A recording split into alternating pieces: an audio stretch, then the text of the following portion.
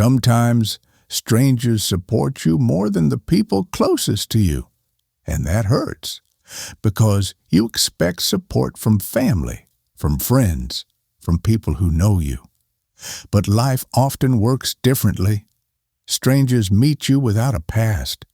They don't know your failures. They don't remember your weak moments. They don't know how many times you tried and failed. They only see who you are today. People close to you remember everything, who you were before, what you struggled with, what you once said you would do, but didn't. That memory shapes their belief. When you try something new, people close to you compare it to your past. They think, you tried before. You couldn't do it then. What's different now? Strangers don't do that. They see effort. They see courage. They see potential. And potential is easy to support when there is no history attached to it.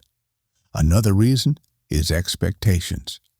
People close to you have expectations about your role, how you should behave, what you should choose, how much you should dream. When you step outside that role, it makes them uncomfortable. Your growth forces change, and change feels risky.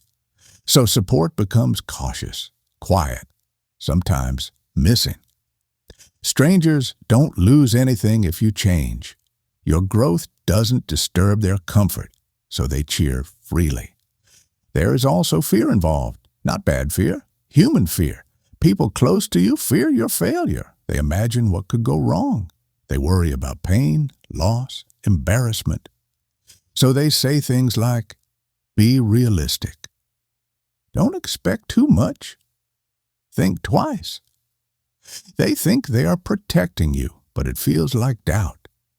Strangers don't carry that fear. They don't imagine your worst outcome.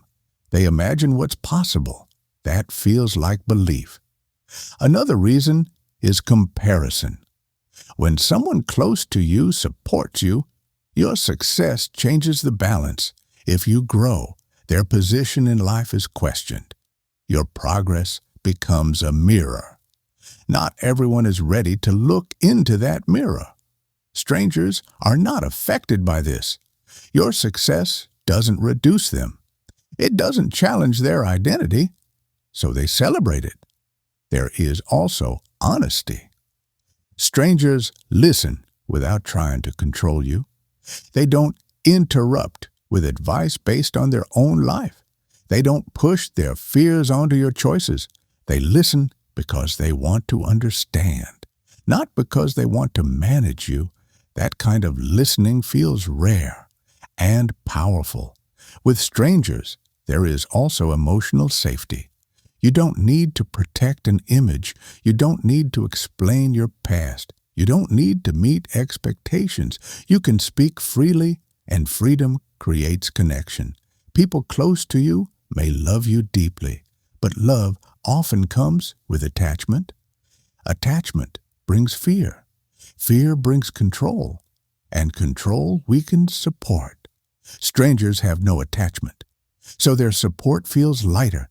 This does not mean your people are bad. It does not mean they don't care. It means familiarity sometimes limits belief. Being close to someone makes it harder to imagine them becoming someone new. Distance removes that limitation.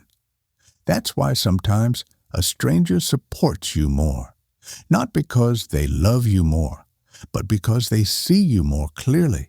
They see who you are trying to become, not who you used to be.